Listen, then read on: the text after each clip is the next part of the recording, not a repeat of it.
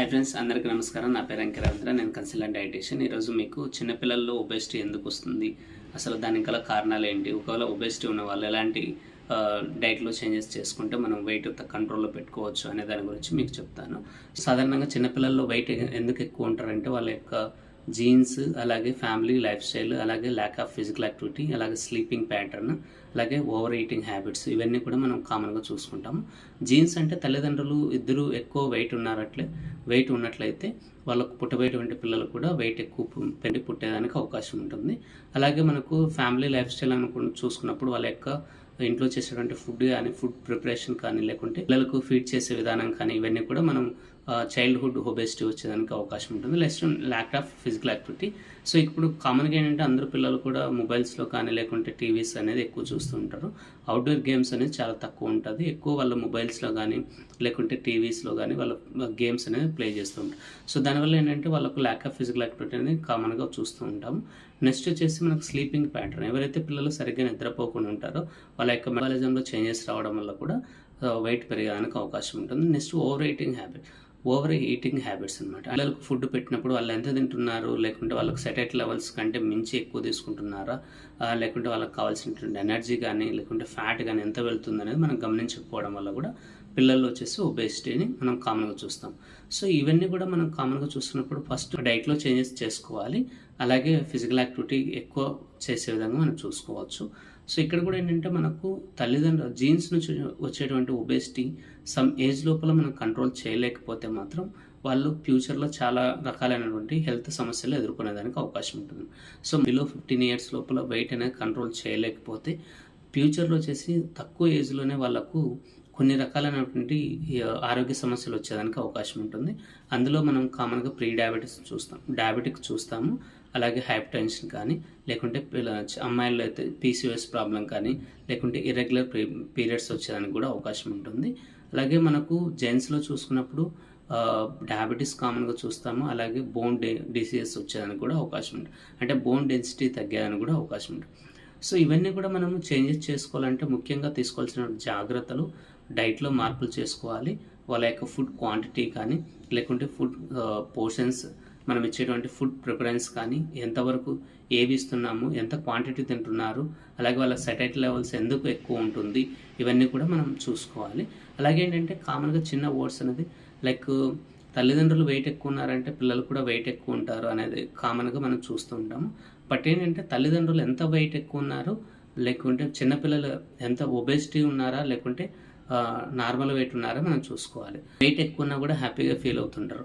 But ఏంటంటే మీరు feel అవ్వాల్సింది హ్యాపీగా ఫీల్ అవ్వచ్చు, కాకపోతే ఏంటంటే వాళ్ళ ఫ్యూచర్ కూడా మీరు చూసుకోవాలి. నెక్స్ట్ ఏంటంటే మీరు మీ పిల్లల యొక్క వెయిట్ ఎంత ఉన్నారనేది కామన్గా మనం ఒక ఫార్ములా ద్వారా చెక్ చేసుకోవచ్చు. ఏజ్ +4 × 2 అంటే మన యొక్క పిల్లల యొక్క ఏజ్ ఎంత ఉంది దానికి +4 యాడ్ చేసి ×2తో మనం చేసినప్పుడు వాళ్ళ వెయిట్ వచ్చేసి సమ్ వెయిట్ వస్తుంది. అది మీ పిల్లల యొక్క మామూలుగా ఉండవలసిన బరువు అనమాట.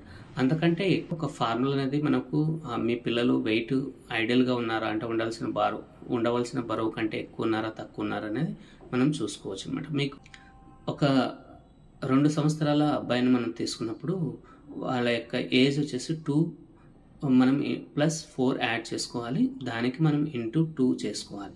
అంటే మనకు 2 + 4 = 6 × 2 అంటే 12 kgs. అంటే 2 సంవత్సరాల ఒక అమ్మాయి కానీ అబ్బాయి కానీ మామూలుగా ఉండవలసిన బరువు 12 kgs వరకు ఉండొచ్చు అన్నమాట. ఒకవేళ అదే 2 సంవత్సరాల అబ్బాయి కానీ అమ్మాయి కానీ ఒక 16 kgs కానీ లేకుంటే 20 kgs కానీ ఉన్నారంటే మనకు వెయిట్ వచ్చేసి ఒబేసిటీ కింద, లేకుంటే అంటే మార్బిడిటీ ఒబేసిటీ కింద మనం చూసుకోవచ్చు అన్నమాట. సో ఈ ఫార్ములా ప్రతి ఒక్కరు కూడా మనం ఇంట్లో అప్లికబుల్ చేసుకోవచ్చు. మీ పిల్లలు హెల్తీగా ఉన్నారా లేకుంటే అండర్ వెయిట్ ఉన్నారా కూడా చూసుకోవచ్చు అన్నమాట. సో నెక్స్ట్ వచ్చేసి ఫుడ్ హ్యాబిట్స్లో మనం చేంజెస్ చేసుకోవాల్సింది బయట ఫుడ్స్ వీలైనంత వరకు స్టాప్ చేసుకోవాలి. బయట ఫుడ్స్ అంటే ముఖ్యంగా ప్యాక్డ్ ఫుడ్స్ అనేది అవాయిడ్ చేసుకోవాలి. ఏవైతే కేక్స్, పప్స్, అలాగే మనకు ఐస్ క్రీమ్స్ కానీ లేకుంటే చాక్లెట్స్, ముఖ్యంగా చాక్లెట్స్ అనేది ఎక్కువగా తినేవాళ్ళు ఉంటారు. సో చాక్లెట్స్లో కంప్లీట్గా హై క్యాలరీస్ ఉంటాయండి. ఇందులో మనకు ఫ్యాట్ కంటెంట్ ఎక్కువ ఉంటుంది. అలాగే కార్బోహైడ్రేట్స్ అంటే సింపుల్ కార్బోహైడ్రేట్స్ ఎక్కువ ఉండడానికి అవకాశం ఉంటుంది. సో దానివల్ల వెయిట్ అనేది ఎక్కువ గెయిన్ అవుతారు. ప్రతి ఒక్కరు కూడా కామన్గా పర్ డేలో చిన్నపిల్లలు 1, 2 లేకుంటే 3, కొంతమంది 4, 5 వరకు కూడా చాక్లెట్స్ తింటూ ఉంటారు. దాన్ని మనం ఇనిషియల్గా కట్ డౌన్ చేసుకోవాలి. సో చిన్నపిల్లలకి ఇష్టమైనటువంటి ఫుడ్స్ పెట్టచ్చు. కాకపోతే ఏంటంటే మంత్లీ వన్స్ ఆర్ ట్వైస్ లాగా చూసుకోవాలి. ముఖ్యంగా ఏంటంటే మీరు ఇంట్లో ప్రిపేర్ చేసేటువంటి ఫుడ్స్ను వాళ్ళకు అలవాటు చేసే విధంగా చూసుకోవాలి. అందులో కూడా మనం వెరైటీస్ ఆఫ్ ఫుడ్స్ అనేది ప్రిపేర్ చేయొచ్చు. అంటే వాళ్ళకు కలర్ఫుల్గా ఉండాలి, ప్లస్ టేస్టీగా ఉండాలి. సో ఈ 2 ఆప్షన్స్ మనం చూజ్ చేసుకున్నప్పుడు బయట ఫుడ్స్ అనేది మ్యాక్సిమం తగ్గించడానికి అవకాశం ఉంటుంది. అంటే మనకి ఏదైతే ట్రెడిషనల్ ఫుడ్స్ ఉంటాయో లైక్ పాయసం కానీ, లేకుంటే మనం చేసేటువంటి లైక్ రైస్లో కూడా డిఫరెంట్ రైస్, ఏమైనా పాలక్ రైస్ కానీ, జీరా రైస్ కానీ, లెమన్ రైస్ కానీ, ఇలాంటి హోమ్ మేడ్ ఫుడ్స్ అనేది మీరు పెట్టగలిగితేనే పిల్లలు కూడా కొంచెం లైట్గా తినగలుగుతారు. బట్ ఇక్కడ ఫుడ్ క్వాంటిటీ ఇంపార్టెంట్, అలాగే వాళ్ళ సెటైటీ లెవెల్స్ మెయింటైన్ అవుతుందా లేదనేది చూసుకోవాలి.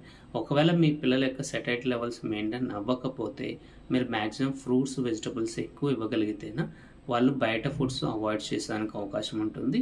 ప్లస్ దాంతోపాటు వాళ్ళ వెయిట్ కూడా కంట్రోల్ అయ్యేదానికి అవకాశం ఉంటుంది. నెక్స్ట్ ఏంటంటే ఫిజికల్ యాక్టివిటీ పిల్లలకు కంపల్సరీ 1 గంట నుంచి 2 గంటల పాటు డైలీ ఉండేట్టుగా చూసుకోవాలి. ఐదర్ స్కూల్కి వెళ్ళే ముందు కానీ, లేకుంటే వెళ్ళి వచ్చిన తర్వాత కానీ, ఐదర్ వాకింగ్ కానీ, జాయింగ్ కానీ, లేకుంటే గేమ్స్ కానీ, పిల్లలతో టేబుల్ టెన్నిస్ లాంటివి కానీ, హోమ్ మేడ్ ఇంట్లో కానీ, లేకుంటే అవుట్డోర్ కానీ మన గేమ్స్ ప్లే చేయించడానికి మనం ఎక్కువ చేయగలిగితేనే ఫిజికల్ యాక్టివిటీ ఇంక్రీజ్ అవుతుంది. అట్లీస్ట్ వాళ్ళతో సమ్ టైం స్పెండ్ చేసి మనము ఏమైనా మ్యూజిక్ పెట్టేసి సమ్ డ్యాన్స్ లాంటిది కానీ, లేకుంటే మన చిన్న గేమ్స్ కానీ మనం ప్లే చేయించగలిగితేనే వాళ్ళ యాక్టివిటీ లెవెల్స్ ఇంక్రీజ్ అయ్యడానికి అవకాశం ఉంటుంది. సో దానివల్ల ఏంటంటే మన బాడీలో ఏదైతే ఎక్సెస్ ఫ్యాట్ ఉంటుందో అది డిక్రీజ్ అవుతుంది. సో ఇక్కడ ఏంటంటే మనం చూసుకోవాల్సింది ఫిజికల్ యాక్టివిటీ ఇంక్రీజ్ చేయాలి, అలాగే ఫుడ్ హ్యాబిట్స్ చేంజ్ చేసుకోవాలి, డైటరీ మోడిఫికేషన్ చాలా ఇంపార్టెంట్. సో దాంతోపాటు మనం అవుట్ సైడ్ ఫుడ్ వీలైనంత వరకు తక్కువ పెట్టగలిగితేనే మీ పిల్లల యొక్క బరువును మీరు పెరగకుండా చూసుకునేదానికి అవకాశం ఉంటుంది. అలాగే మీ పిల్లలు ఎక్కువ యాక్టివ్గా ఉంటారు. ఇక్కడ ఏంటంటే వెయిట్ పెరిగే కొద్దీ కూడా మన బ్రెయిన్ ఫంక్షన్ కానీ, లేకుంటే మన యాక్టివిటీ లెవెల్స్ అనేది చాలా తక్కువ ఉంటుంది. అలాంటప్పుడు ఏంటంటే మీ పిల్లలు మన ఎడ్యుకేషన్ లెవెల్స్లో కూడా, అంటే ఎడ్యుకేషన్ పరంగా కూడా కొంచెం డిస్టర్బెన్స్ ఉండేదానికి అవకాశం ఉంటుంది. సో అందరి పిల్లలతో పోల్చినప్పుడు కొంచెం యాక్టివిటీ లెవెల్స్ తక్కువ ఉన్నప్పుడు వాళ్ళు సెల్ఫ్ కాన్ఫిడెన్స్ కూడా ఒక్కోసారి తగ్గేదానికి అవకాశం ఉంటుంది. మీ పిల్లల యొక్క సెల్ఫ్ కాన్ఫిడెన్స్ మీరే ఎంకరేజ్ చేయొచ్చు. ప్లస్ దాంతోపాటు వాళ్ళ లైఫ్ స్టైల్ను కూడా మీరు చేంజ్ చేయాలనుకుంటే తక్కువ టైంలో మీరు చేంజ్ చేసుకోవచ్చు.